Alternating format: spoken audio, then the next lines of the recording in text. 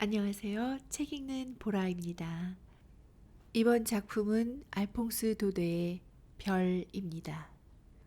알퐁스 도데는 1840년 프랑스 남부 니무에서 출생을 했습니다. 그러나 부친의 파산으로 인해서 리옹, 파리 등지로 전전하면서 고생스러운 생활을 경험하게 됩니다. 처음에는 시인으로 데뷔하여서 소설가로 방향을 바꾸었으나 그의 문학적 본질에는 시적인 섬세한 감수성이 큰 몫을 차지하고 있습니다. 그는 시집 외에도 희곡이나 소설, 평론, 수필 등 두루두루 발표했으나 그 문학적 재능이 잘 발휘된 것은 바로 소설과 수필이었죠. 그는 고향인 프로방스 지방의 인물과 풍경을 서정적으로 다룬 섬세한 예술적인 문체로 크게 눈길을 끌었습니다. 소설 중 주요 작품은 단편집, 방앗간 소식, 월요 이야기, 장편으로는 꼬마씨, 타르타랭 드 타르스콩 등이 있습니다. 알퐁스 도데, 별, 프로방스 지방 어떤 목동의 이야기. 내가 리브롱 산에서 양을 치고 있을 때의 이야기입니다. 몇 주일씩이나 사람이라고는 통 그림자도 구경 못하고 다만 양떼와 사냥개, 검둥이를 상대로 홀로 목장에 남아 있어야 했습니다. 이따금 몽듈리르의 은자가 약초를 찾아 그곳을 지나가는 일도 있었고 또는 피에몽에서 온 숲 굽는 사람의 거무대대한 얼굴이 눈에 띄는 일도 있었습니다. 그러나 그들은 하도 외로운 생활을 해온 나머지 좀처럼 입으려는 일이 없는 순박한 사람들이어서 남에게 말을 거는 취미도 잃어버렸거니와 도무지 무엇이 지금 산 아래 여러 마을이나 읍에서 이야기거리가 되고 있는지를 통 모르는 사람들이었습니다. 그러기에 두 주일마다 보름치의 양식을 실어다 주는 우리 농장 노새의 방울소리가 언덕길에서 들려올 때, 그리고 꼬마 미아로의 그 또랑또랑한 얼굴이나 늙은 노라드 아주머니의 다갈색 모자가 언덕 위에 남실남실 떠오를 때면 나는 너무나 기뻐서 어쩔 줄을 몰랐던 것입니다. 그때마다 나는 어느 집 어린애가 영세를 했고 누가 결혼을 했는지 그 사이 산 밑에서 일어난 소식을 연해 캐묻는 것이었습니다. 그러나 무엇보다도 관심이 쏠리는 것은 주인댁 따님, 이 근처 백리 안에서 가장 예쁜 우리 스테파네트 아가씨가 어떻게 지내는지를 아는 일이었습니다. 그래서 나는 과히 관심을 가지는 기색을 보이지 않고 아가씨가 자주 잔치에 참석하며 저녁 나들이를 하는지 또는 지금도 새로 나타난 멋쟁이들이 잇따라 아가씨의 환심을 사러 오는지 이런 따위를 넌지시 알아보는 것이었습니다. 그리고 만일 내가 산에 사는 보잘것없는 일개 목동인 내가 그런 걸 알아서 무엇하느냐고 묻는 사람이 있다면 나는 나대로 지금도 대답할 말이 있습니다. 그때 내 나이 20살이었다고. 그리고 스테파네트는 지금까지 한평생 내가 보아온 사람들 중에서도 가장 아름다운 사람이었다고. 그런데 어느 일요일이었습니다. 보름치의 식량이 오기를 눈이 빠지도록 기다리고 있었는데 식량은 그날따라 아주 늦게야 겨우 도착하였습니다. 아침나절에 이렇게 생각했습니다. 큰 미사를 보고 오기 때문일 테지. 그러나 점심때쯤에는 소나기가 퍼부었습니다. 그래서 이번에는 길이 나빠서 노새를 몰고 떠날 수가 없었으리라고 생각하며 초조한 마음을 달래는 것이었습니다. 드디어 3시쯤 해서 말끔히 씻긴 하늘 아래 비에 젖은 온 산이 햇빛을 받아 눈부시게 반짝일 때였습니다. 나뭇잎에 물방울 듣는 소리와 개천에 물이 불어 좔좔 넘쳐 흐르는 소리에 섞여 문득 방울소리가 들려오는 것이었습니다. 그것은 흡사 부활절날 여러 종루에서 일제히 울려오는 종악과도 같이 즐겁고 경쾌한 소리였습니다. 그러나 막상 노새를 몰고 나타난 것은 꼬마 미아로도 아니고 그렇다고 늙은 노라드 아주머니도 아니었습니다. 이것은 누구일까요? 천만의 뜻밖에도 바로 우리 아가씨였습니다. 우리 아가씨가 노새 등에 실린 버들고리 사이에 의젓이 올라타고 몸소 나타난 것입니다. 맑은 산전기와 소나기 뒤에 싸늘하게 씻긴 공기를 쐬어 얼굴이 온통 빨갛게 상기되어 있었습니다. 꼬마는 알아 누워 있고 노라드 아주머니는 휴가를 얻어 자기 아들을 보러 갔다는 것이었습니다.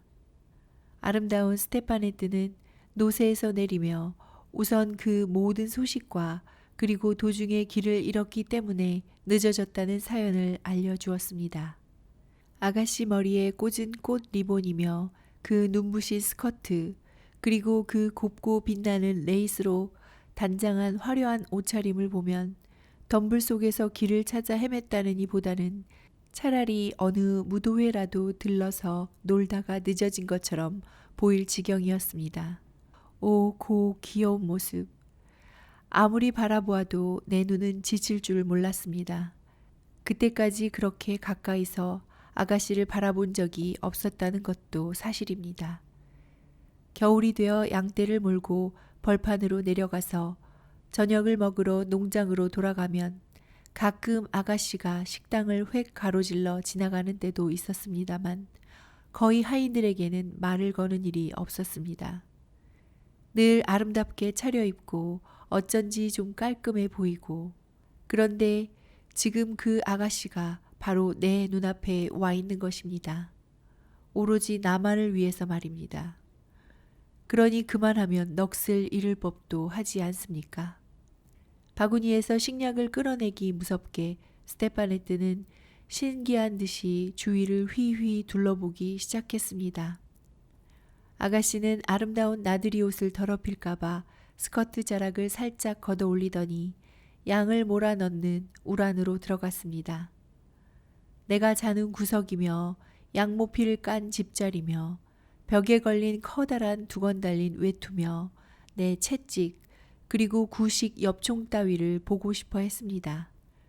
그 모든 것이 아가씨에게는 재미있고 즐거웠던 것입니다. 그래, 여기 산단 말이지? 참 가엾기도 해라. 밤낮 이렇게 외로이 세월을 보내자니 얼마나 깝깝할까. 무얼 하며 시간을 보내지? 무슨 생각을 하며? 당신 생각을 하며, 아가씨.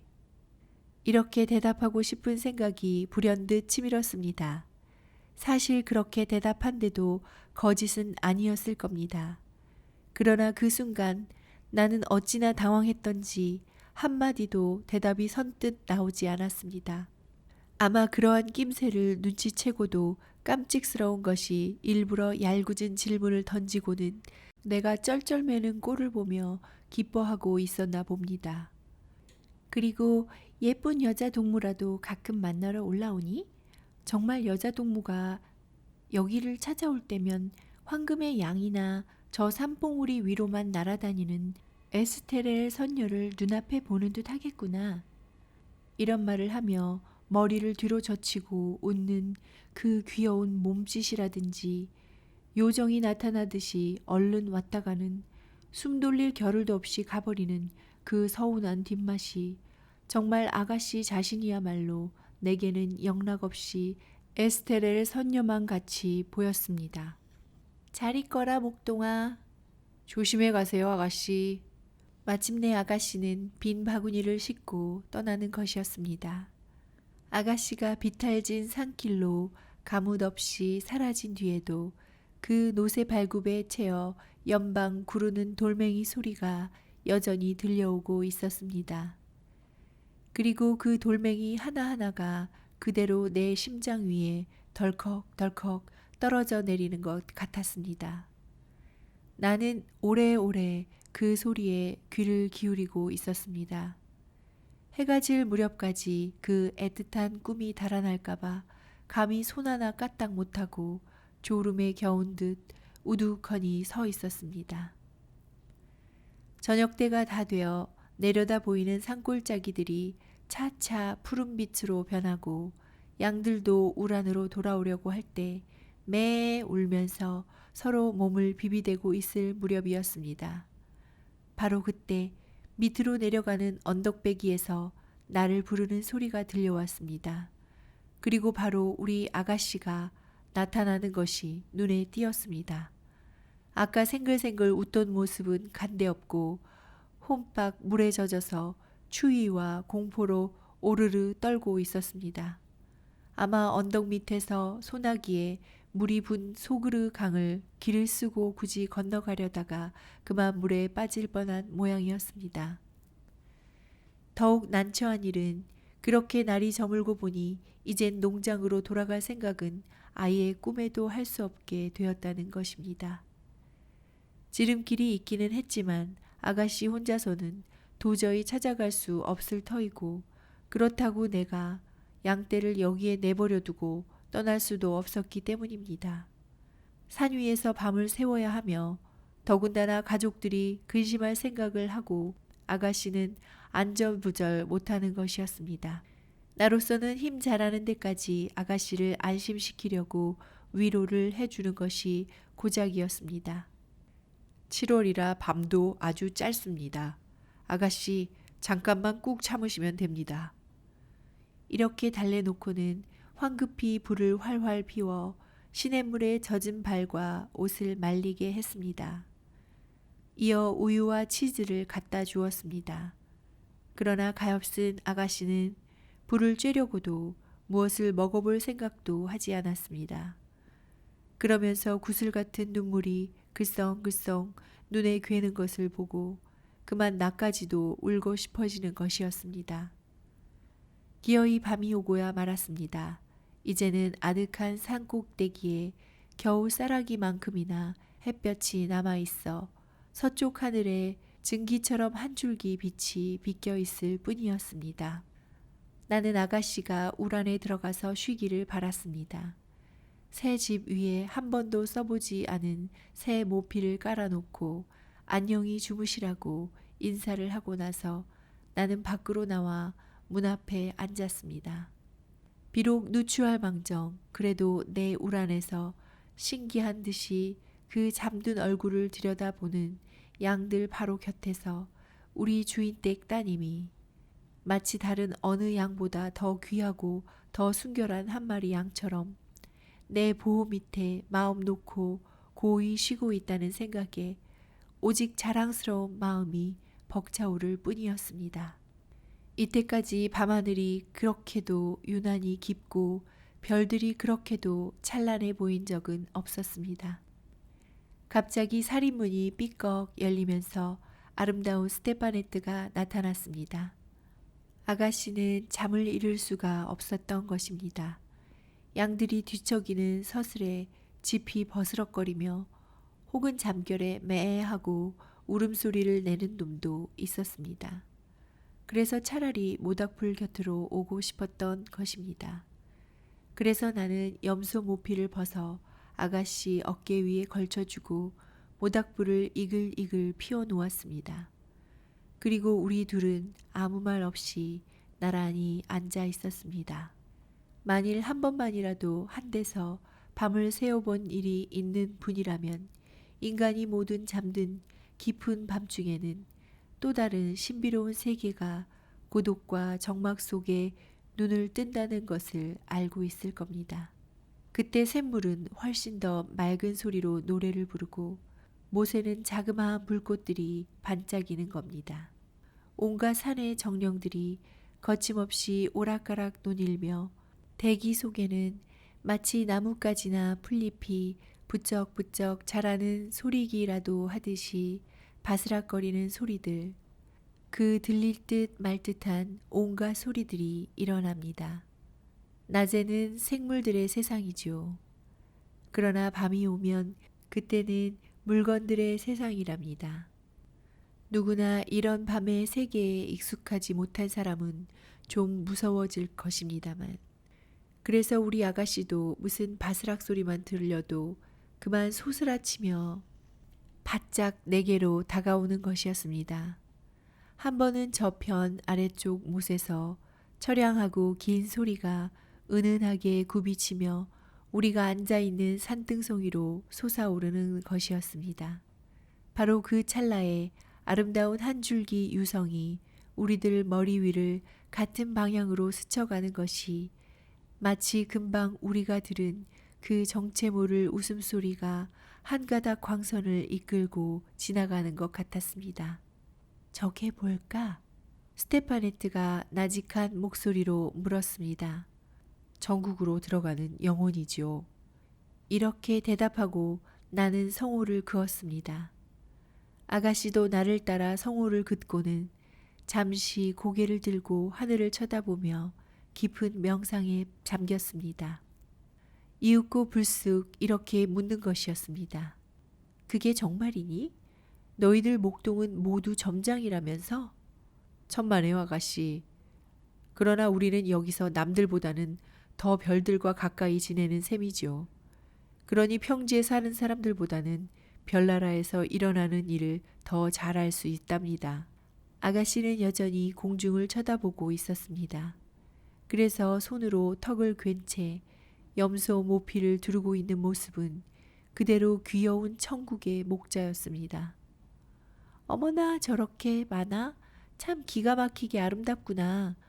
저렇게 많은 별은 생전 처음이야. 넌 저 별들의 이름을 잘 알 테지? 아무렴요, 아가씨. 자, 바로 우리들 머리 위를 보세요. 저게 성 자크의 길 은하수랍니다. 프랑스에서 곧장 에스파니아 상공으로 통하지요. 샤를르마뉴 대왕께서 사라센 사람들과 전쟁을 할 때 바로 갈리스의 성 자크가 그 용감한 대왕께 길을 알려주기 위해 그어놓은 것이랍니다. 좀 더 저쪽으로 영혼들의 수레와 그 번쩍이는 굴대 4개가 보이지요.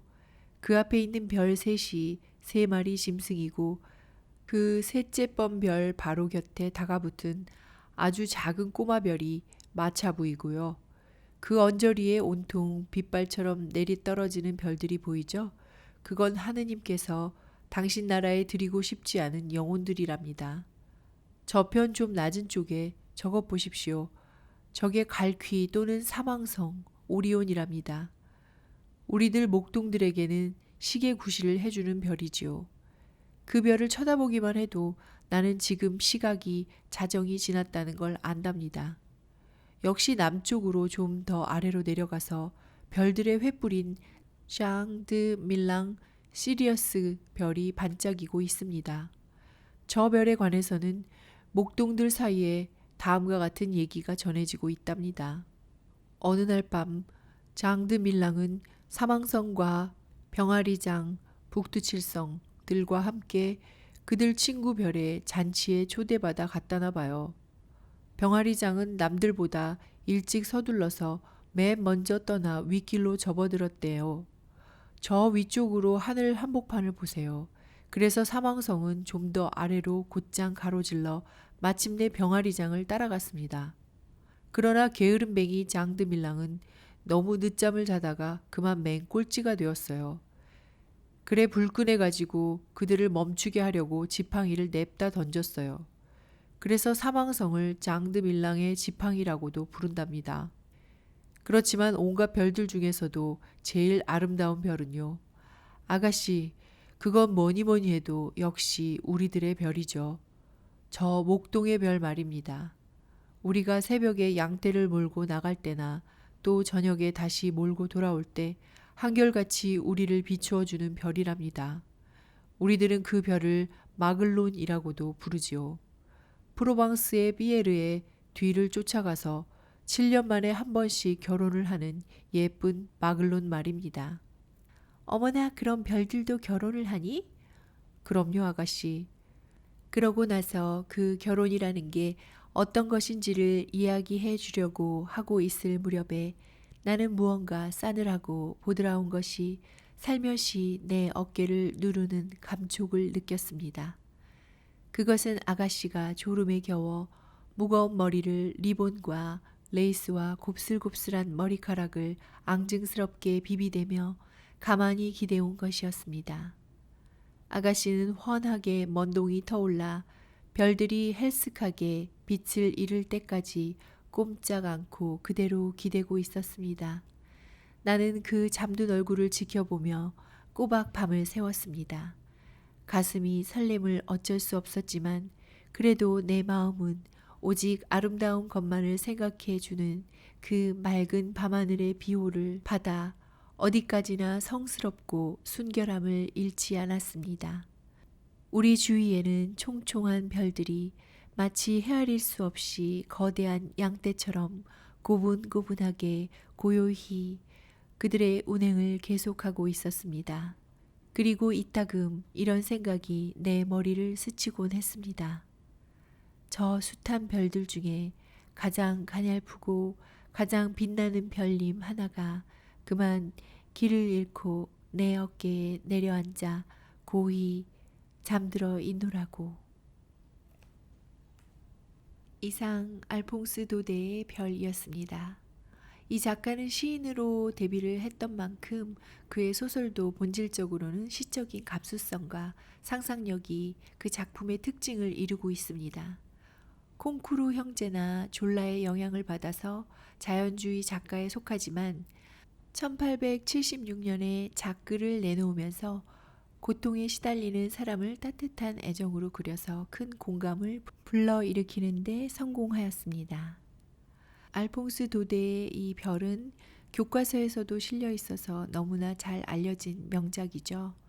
아름다운 알프스 산록을 배경으로 하여서 스테파네트 소녀와 목동의 순결한 사랑을 서정적인 필치로 그려낸 아름다우면서도 감동적인 소설입니다. 끝까지 함께 해주셔서 감사합니다. 책 읽는 보라였습니다. 오늘도 행복하세요.